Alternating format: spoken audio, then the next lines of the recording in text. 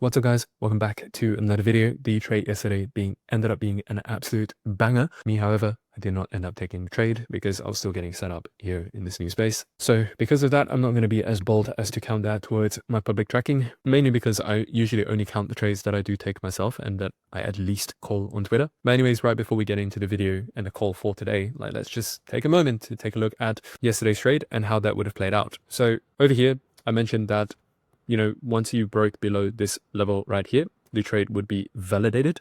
And in the event that you get a CISD below, this is going to be your new order block. If you come back into it, then yeah, that's just going to be a trade.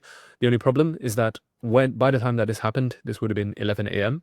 So overall, we got the direction right, but personally, I did not end up taking the trade. And also, like you guys recall, yesterday was a non-news day. It's also one of the reasons why I did not end up trading yesterday. But that's a completely different story for today because we have news. And in fact, speaking about news, like I've already called a trade from the London session over into Blueprint, and that ended up playing out. Not publicly posted though. But anyways, just getting back into what I was saying, today we have news at 8:30 a.m., which means that today's likely going to be a much better trading day compared to yesterday. Is today going to be like got here as far as trading days come? Potentially not, just because it's President Trump speaking. Like, we have to throw, all sense of kind of logic out the window because the market could go up or it doesn't matter what we project the market to do. If he decides to say something off script, something a little bit different from what is expected, guess what? Things are not going to play out the way that we anticipated. Now, does that mean that today's just going to be an absolutely horrible trading day? Absolutely not. It's just that we want to keep in mind that whatever trade idea that we have, it could change with one word from, the man himself. And we just want to keep that in the realm of possibility. But otherwise, let's get into the trade for today. On the daily chart, you are looking at a bearish daily bias. And yesterday, what a move. Like, we caught the short and boom, what a move. And so far, the relatively equal lows has been taken out already. Now we're coming back into some sort of daily bullish order block.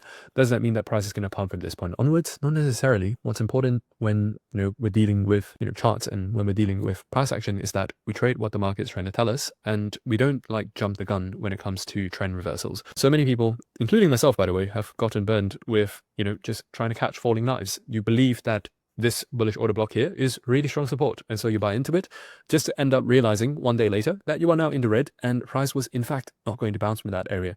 So much better to, instead of trying to make a prediction, oh yeah, price will definitely hold this level, so much better to just wait for price to go into that level, some sort of bullish market structure shift or bullish CISD, right? That's an order flow shift, or just any sign that is going to respect that bullish level. It's never too late to jump into the chart at that point once you have confirmation. It sure beats like back to the chart for a moment. How many people would have said, oh yeah, this is a strong support? Or how many people would have said, oh yeah, this is a bullish order block, yeah, price is not going to break below this level?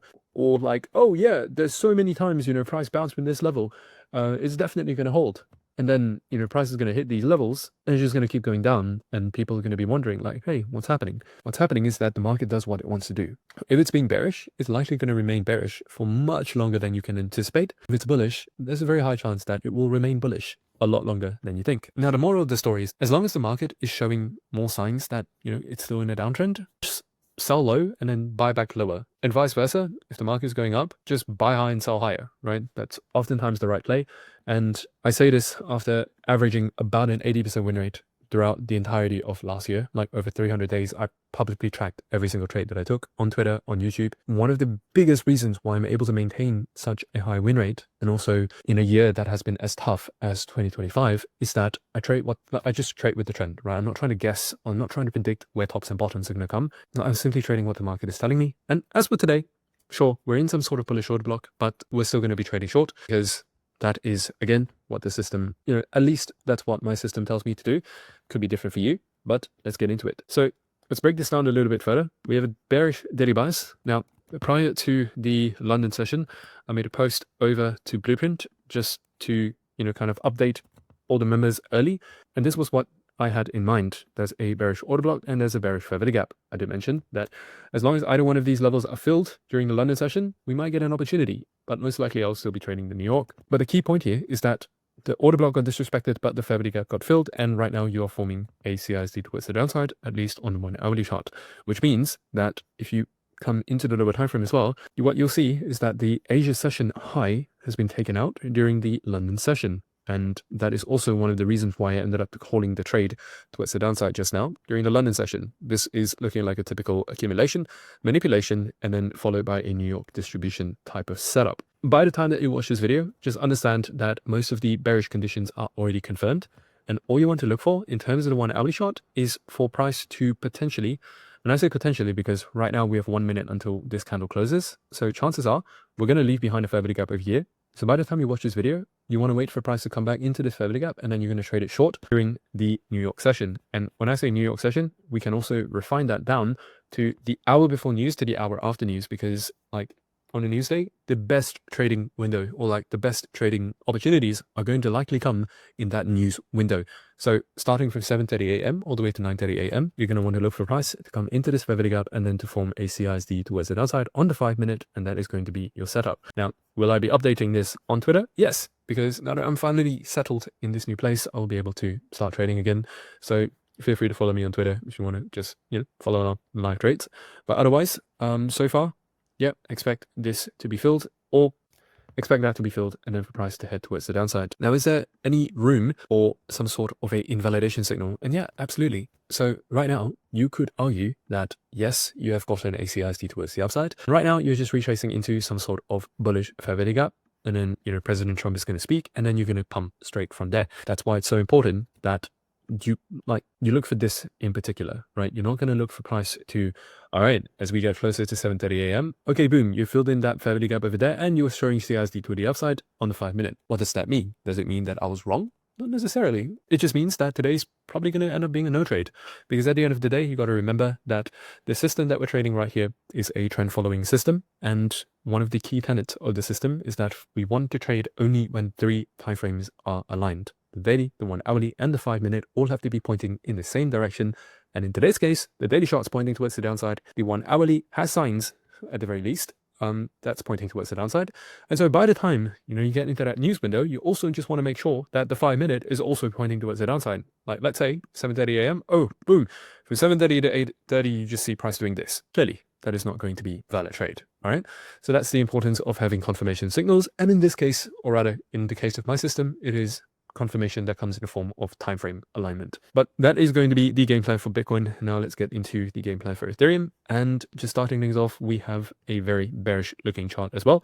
And we're very fast approaching these relatively equal lows over here. So expect them to be taken out at some point, potentially even today. Now, in terms of the hourly, you're right now returning back into a hourly order block. All right. An hourly order block, in fact, not returning, like you returned back into it 4 hours ago.